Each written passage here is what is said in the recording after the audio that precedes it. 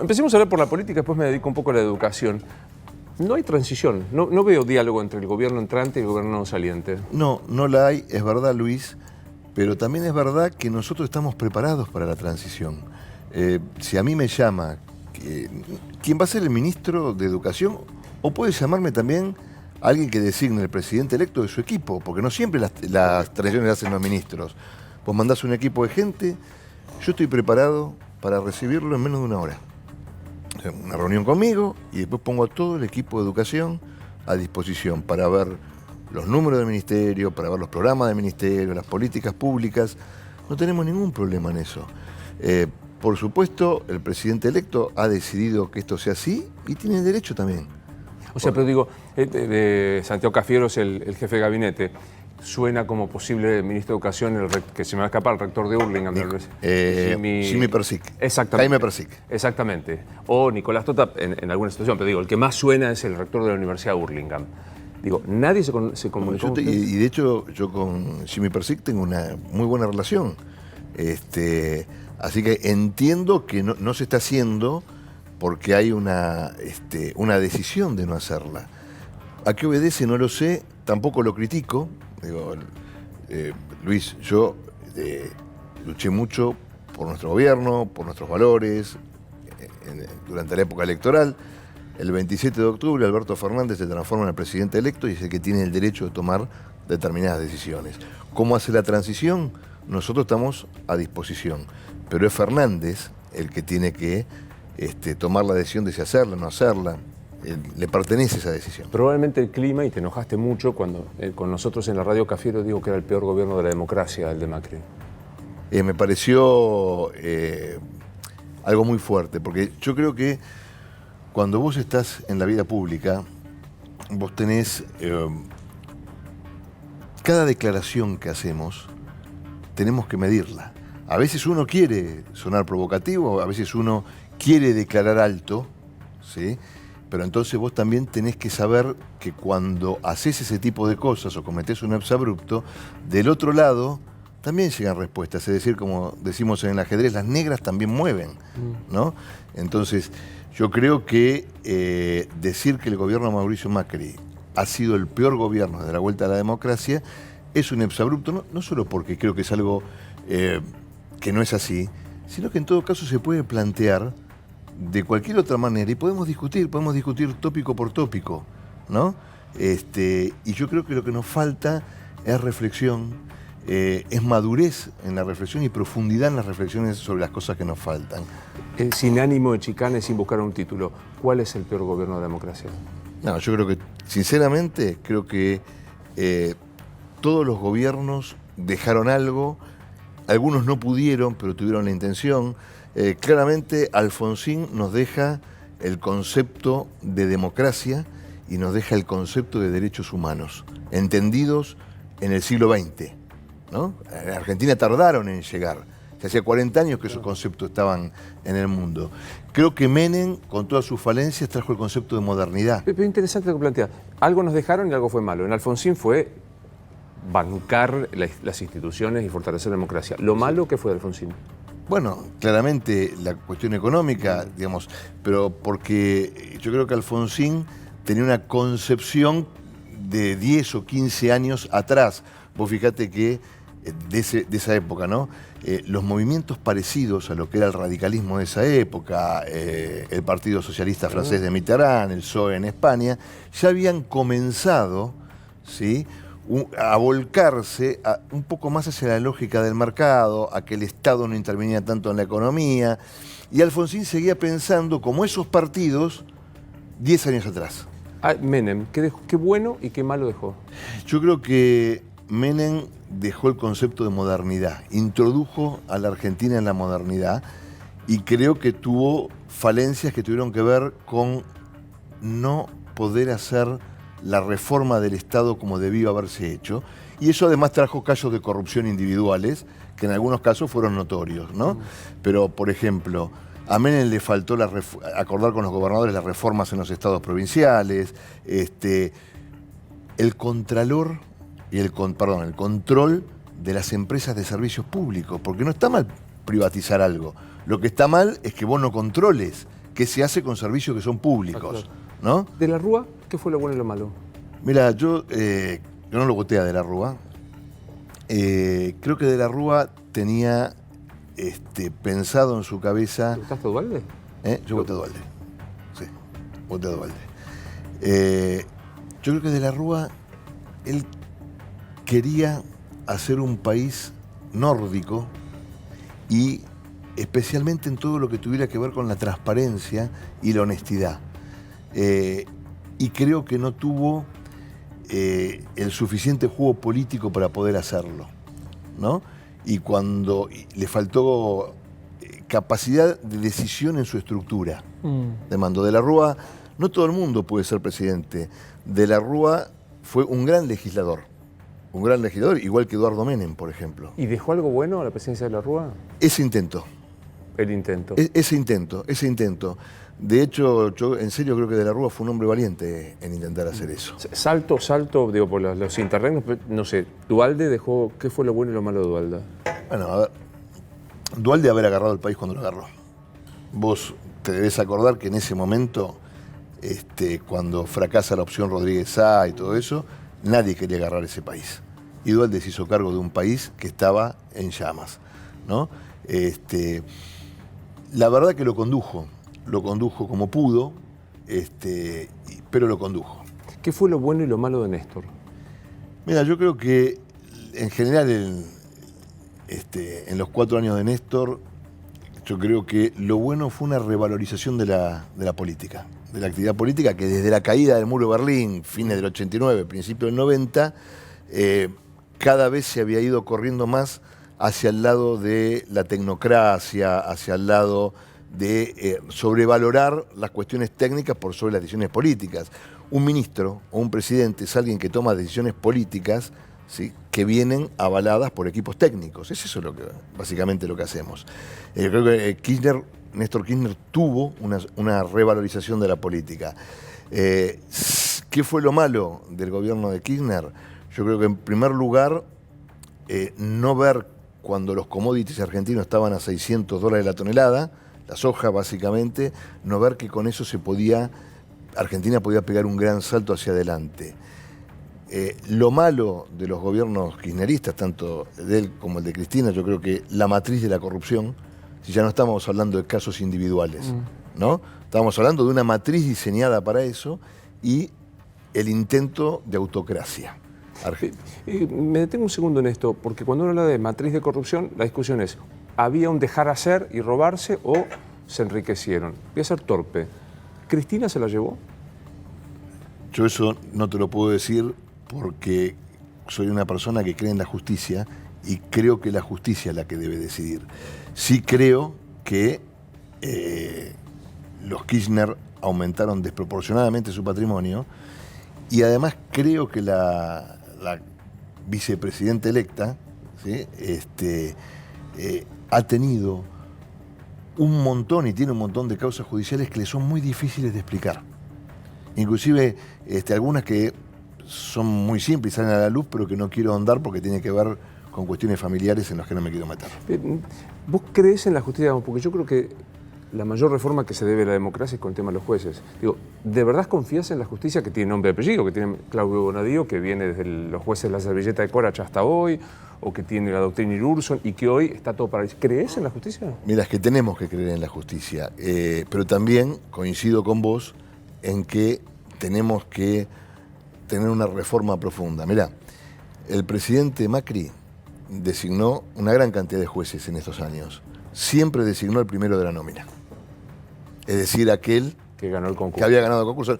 Lo cual, viste que a vos tenés ternas, vos a veces puedes elegir, porque a lo mejor un juez viene de un fuero que no te parece que sea bueno para No, pero el presidente siempre designó al primero. De hecho, el presidente designó a 2 jueces de la Corte, a uno de los cuales no conocía, Rosati, lo cual además se notó en los votos de Rosati, que no era amigo de Mauricio, y designó a Rosenkrantz, a quien había visto una sola vez cuando Rosenkrantz era rector de la Universidad de San Andrés y Mauricio fue a dar una conferencia. No me quiero olvidar lo bueno y lo malo, pero ya que lo trajiste, Rosenkrantz era abogado de un grupo de Quintana, de cercano del presidente, los propuso por decreto, mirado en retrospectiva, sin ánimo, pero digo, ¿no fue un craso error esa propuesta por decreto? Yo creo que no debió haberse dicho así. Pero también lo que reivindico es lo que te dije antes. Vos tenés un presidente que nombra 2 jueces en el máximo tribunal que él no conocía.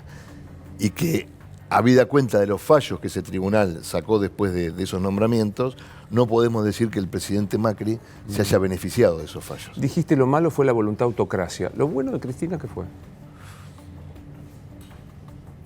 Mira, yo creo que me cuesta mucho encontrar. Me cuesta mucho encontrar lo bueno en el gobierno del expresidente. Muchísimo. ¿Nada? Tendría que pensarlo mucho, lo cual es grave, si vos querés, porque pensarlo tanto, pero realmente yo no... Y vos fijate que te acabo de reconocer algo bueno en el expresidente Kirchner. Ahora, ¿y cómo los votos no explican todo? Pero ¿cómo explicás 54, creo que sacó 55 en su reelección, y ahora 48, 49%? Porque la gente vota por cuestiones muy variadas. En el año 2011, digamos, la economía había pegado un envión, ¿te acordás? Después del crash del año 2008. Ella también representaba a una mujer que había tenido una desgracia personal muy grande. Yo creo que ella además hizo uso de eso, ¿no? Y tampoco hay opciones. Esa es la verdad. Por eso te das cuenta, yo creo que el segundo, que no, mirá, no recuerdo, creo que fue el socialismo. Wiener, Héctor Wiener. Hermes Wiener. Hermes Wiener sacó 16 puntos, Sí, y no Duhalde sé, sacó 13. 11. Sí, está bien. O sea, vos fijate que claramente no había opciones. Y en este caso, bueno, es lo mismo pero al revés, ¿no? Básicamente nuestro gobierno se lleva en el debe no haber podido solucionar determinadas cuestiones que tienen que ver con indicadores económicos que llegan a la gente. No quiero, Alejandro, no quiero dejarlo pasar porque vos viste cómo es que cada frase es, y si no se repite... Y vos sos muy buen entrevistador, así que no deja pasar una. Pero digo, dijiste, Cristina hizo uso de la muerte de su marido. Hizo uso de su desgracia familiar, dije. Que era la muerte del marido. Pero eso lo decís vos. Digo para el título. Y Sí, sí, pero todos nos... Luis, en ese momento ella usó eso, ¿sí? Entre otras cosas. De hecho, como dicen en el campo, durante esos meses del 2011 se abuenó, ¿no? Parecía otra persona, más lógica, más razonable, ¿no? Ganó las elecciones y al otro día dijo vamos por todo. Al otro día, digo... El 20 de junio de ese año. ¿No? Ahora vamos por todo. Es realmente grave que en una democracia vos digas vamos por todo. Yo no quisiera ir por todo. De hecho, vos decís, a nosotros nos gustaría que en el año 2023 pudiésemos ganar las elecciones, pudiésemos volver a gobernar, terminar muchas de las cosas que empezamos. No me gustaría que mi espacio político tuviera todo. Me parece que no es sano. ¿Qué es lo malo de Macri? ¿Qué fue lo malo de Macri? Yo creo que lo malo de Mauricio fue haber intentado derribar todos los privilegios que existen en la Argentina todos juntos. Mauricio se metió con los privilegios de todos. Pero eso no es una crítica. Y no, porque vos generás enemigos, ¿sí? Generás adversarios que continuamente... No, es que a lo mejor había que haberlo hecho más paulatinamente, ¿sí? Yo creo que Mauricio desde el primer día dijo acá no hay más privilegios para nadie, y es muy difícil eso cuando vos tenés corporaciones que tienen privilegios afincados desde hace décadas, en algunos casos más que décadas, y vos decís, bueno, ahora se acabó. De hecho, Mauricio siempre cuenta una anécdota de alguien que lo va a ver y que le dice, che, qué bien esto, de que no haya más privilegios para nadie, sacaste esto, sacaste el otro. Sí, bueno, y cuando se están retirando, esa persona le dice, che, lo mío, no, lo tuyo también. Pero digo, no suena una crítica, una autocrítica brava, es decir, fue demasiado rápido con algo bueno, es decir, digo... Bueno, a ver, otra de las cosas claramente, que yo lo he dicho muchas veces, es nosotros empeñados en hacer esta reforma estructural, de fondo, ¿sí? En algún momento no percibimos adecuadamente el enorme esfuerzo que estaba haciendo un sector de nuestro país, que es la clase media. Que esa clase media que hasta el año 2017 dijo, sí, es verdad, yo no podía pagar 100 pesos la factura de la electricidad cuando tengo 3 aire acondicionados, yo no podía pagar. Esas personas después siguieron padeciendo ese enorme esfuerzo y nosotros empeñados en lograr bajar el déficit fiscal, en lograr un presupuesto equilibrado, que son las condiciones que hacen falta para que un país crezca, en algún momento dejamos de percibir eso. No nos dimos cuenta, Luis. Ahora digo, pensando en los números, que efectivamente se restablecieron en el gobierno de Macri, 50% de inflación por lo menos, 40% de pobreza según la UCA, ¿no será eso lo peor del gobierno de Macri? Bueno, a ver, sí, pero son indicadores también. Vos fíjate, en realidad estamos teniendo 35% de pobreza, pues la UCA está diciendo 38, ¿no? Inflación. Muchos de esos indicadores, Luis, lo que nosotros no pudimos fue revertir lo que heredamos. Porque en realidad no es que nosotros heredamos un nivel de pobreza de 11 puntos y lo llevamos a 38. Era de 30. Era 30, 30 y pico, porque tampoco se medía. ¿Vos te acordás que...? La UCA misma que estamos mencionando decía que era el 30, bueno, hoy es 38. La inflación pasa a 52% este año. ¿Y cuánto fue en el 2015? 25. Luis? Bueno, nosotros tratando de hacer lo que había que hacer, ¿sí? No pudimos detener eso. Y yo te lo dije cuando empezó la nota, eso es parte de nuestro debe. Ahora, nosotros hemos hecho un gobierno decente, nosotros hemos hecho un gobierno republicano, ha habido gozo de todo tipo de libertades en nuestro país. Ningún periodista, y ojo que esto lo digo como algo que debe ser normal, ningún periodista ha tenido jamás miedo de criticarnos a nosotros. Hemos puesto mucho dinero en obras de infraestructura, que claramente va a aprovechar este gobierno que viene seguramente, y que está bien, porque si lo aprovecha el gobierno y lo sabe aprovechar, los puertos, los aeropuertos, las rutas, las carreteras, las cloacas, le va a ir bien al país. Ahora, ¿por qué? Sí, vuelvo con esta pregunta, y se lo digo a alguien, y esto corre por mi cuenta exclusiva, que es indudable en la honestidad. Digamos, si a mí mañana me dicen Finocchiaro, me río, porque es un tipo honesto. Dicho esto, vos decís, un gobierno republicano. Los controles fueron complejos, ¿no? Desde la Oficina Anticorrupción. Un gobierno transparente. Blanqueo para familiares, causa de correo. Bueno, te suponete que no quiero dejar de mencionar. Tenés familiares del presidente procesados, ¿sí? Y el presidente no ha llamado a ningún juez para que eso no ocurra. Se ha investigado el patrimonio del presidente y el presidente no ha... Escúchame, cuando empezó el segundo mandato de Cristina, un procurador general quiso investigar al vicepresidente y saltó. Enrique. Sin duda. Entonces, a ver, todo gobierno tiene errores. Claramente, y nosotros tuvimos errores. Y claro, si dejamos cosas en el debe que te las acabo de reconocer. No, ahora, el tema es sí, cómo vos concebís la función pública.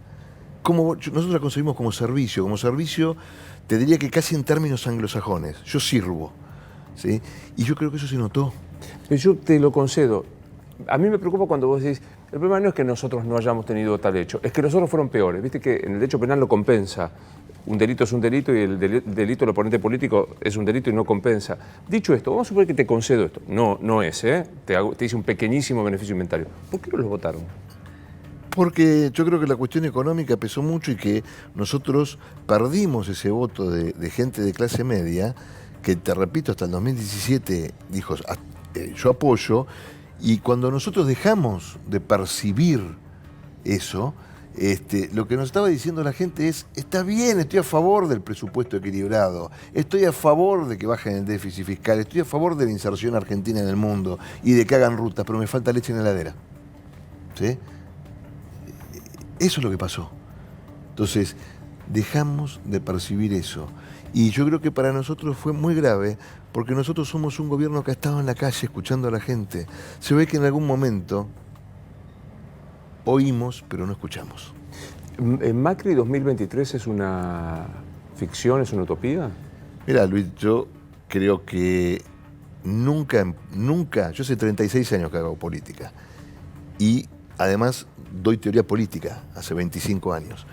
Nunca jamás a mí se me ocurriría hacer una proyección, especialmente en la Argentina, de acá a un año. O sea, hoy creo que Mauricio Macri se ha ganado el derecho de conducir el espacio de oposición con un liderazgo más horizontal, con más participación de otros actores, sí, claramente. Ahora, primero habría que preguntárselo a él. Segundo, si él quiere. Segundo, yo creo que no se puede hacer ninguna previsión de acá a un año, 2 años. De hecho, a veces me causa mucha gracia cuando alguien viene y me dice, no, porque yo quiero ser gobernador en el 2027. Puede ser que vos te pongas como meta ser gobernador, ser jefe de gobierno de la ciudad, ser presidente o lo que vos quieras. Ahora, uno va trabajando, va haciendo lo que tiene que hacer, pero pensás en un objetivo así, es como que vos me digas, Alejandro, en el 2031 yo quisiera tener un programa que llegue a toda América, inclusive los países del norte. Bueno, Luis, trabajemos, no sé si vamos a llegar. Claro. Pero bueno, pero es un norte, ¿no? Es un norte. Bueno, por eso te digo, ¿te imaginás a Macri volviendo a competir por la presidencia? Claro que me lo imagino. Claro que me lo imagino. Yo creo que a quienes gobernamos nos juzga la historia, finalmente, ¿no? Primero somos juzgados en las elecciones, ¿sí? Que es un juzgamiento muy cercano, muy emocional, ¿no? Pero después nos juzga la historia. De nuevo, yo creo que la historia de nuestro gobierno va a rescatar muchas cosas.